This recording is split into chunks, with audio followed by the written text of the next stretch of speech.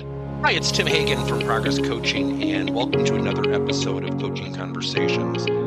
And I wanted to make you aware of something very cool that we're doing on a subscription basis, and we'll put a link in each one of our episodes. But every Wednesday, we're going to be doing what we call an audio podcast workshop. That workshop will be roughly about 14 to maybe 20 minutes per episode, with each month having a theme from a coaching model, using feedback strategically, to coaching self-awareness, and so on.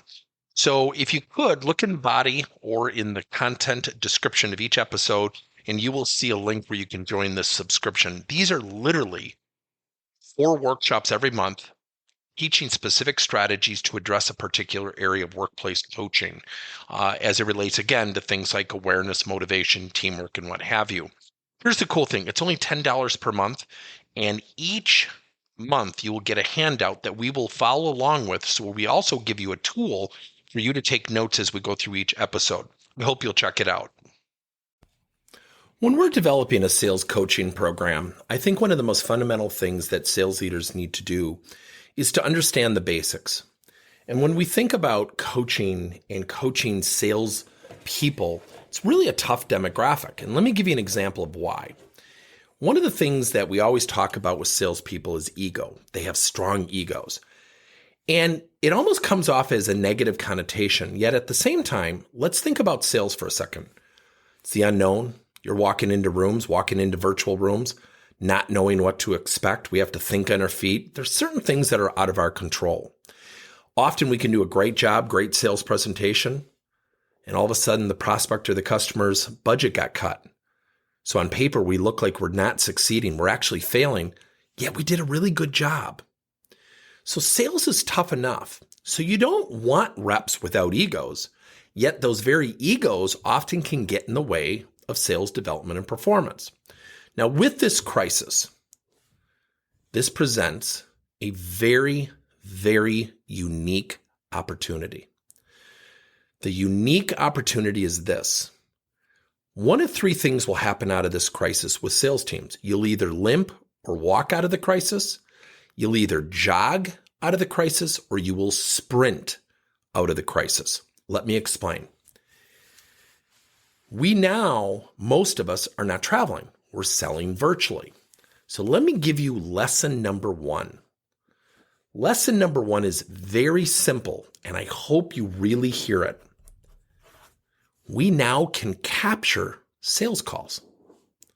So instead of selling in front of the customer, we're now on this thing called virtual calls, which, depending on laws, but for the most part, you can record them. You can certainly record your practice sessions. So think about that for a second. What if we could videotape every time our sales rep went into a prospect's office? Wouldn't that be great to really know what's going on? Because we know that reps don't come back and say, geez, I got to tell you, I didn't handle that price objection well, and my negotiation skills were really off. They typically come back and say, yeah, the guy didn't really understand us, or, I don't think they're a right fit for us. That's the sales ego. Doesn't mean they're bad people, yet inherently we have an opportunity due to this time. So number 1, you can capture live and or practice sessions and really truly see how your people are selling. Now, the new virtual world presents different dynamics looking in the camera. I get that. Number 2, ask yourself, look at the sales process you have and ask yourself the following question. At every component of your sales process, 3 questions. What is the required knowledge? What are the required skills? What are the required confidence levels?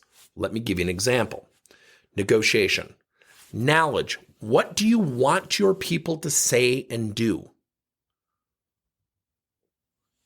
What do you want your people to say and do? If you have not defined that, you are leaving it open-ended and everybody will do it their own way. I'm not saying to be verbatim scripted. What I'm suggesting is if you don't have those expectations, you're going to position yourself as a sales leader to do what? Coach to the top of the funnel, how many leads do you have? And coach to the bottom, what are you going to close? What did you lose in terms of not closing? But 80 to 85% of everything we really need to coach to is in the middle part of the sales funnel. So create a sales process or look at your sales approach, divide it up as best you can, and ask yourself the following 3 questions. What is the required knowledge to do and specifically say? Skill, are they practicing it? 3, are we using feedback to strategically build confidence? Let me go through that again. Knowledge, do they know what to do and say? Skill, have they practiced it?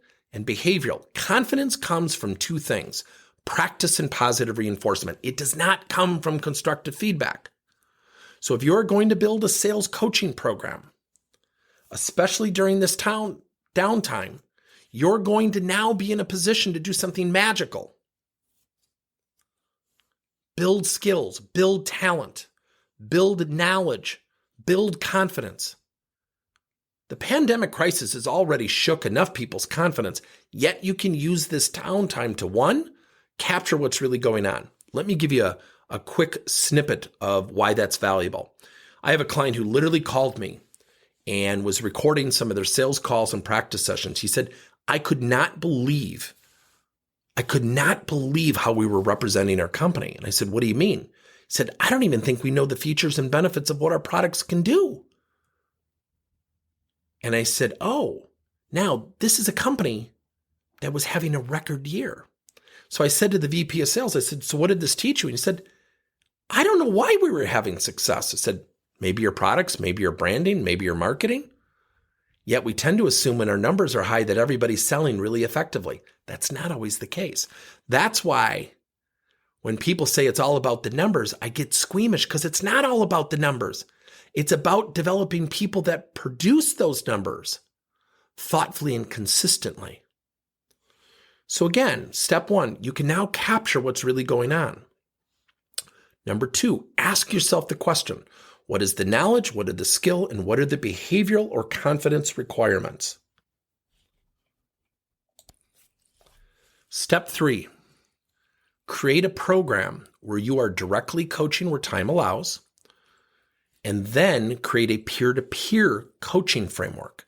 Have your people practicing with each other. And remember, when you are setting up a peer-to-peer framework, to teach the fundamentals of feedback. Let me give you an example. Use a 3-to-1 ratio of positive feedback with the word and then the word opportunity. Let me give you an example. Bob, here are the 3 things I think you did really well in your sales call, and where I think you have an opportunity to improve is in your asking of open-ended questions. That's a simple framework. Here's why that is absolutely invaluable. If you just throw people together, people will always gravitate back to, well, that was pretty good, but here's the way I used to do it, which means I'm going to discount what you just did. Doesn't mean it's the sales rep's intention. So when you structure a peer-to-peer system, you're going to accelerate talent development, sales knowledge, sales skills, and sales confidence. So let's review. 1, you can now capture reality. There are great tools like Refract and Chorus and Fireflies that plug right into products like Zoom that can capture your sales meetings and your sales practice sessions. Step 2, make a list of the knowledge, skill, and behavioral requirements in each stage or approach of your sales process and make sure it encompasses the middle part of the sales funnel.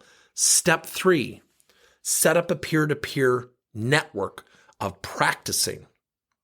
Step 4, make sure that the feedback is leveraging strengths and using words such as and opportunity.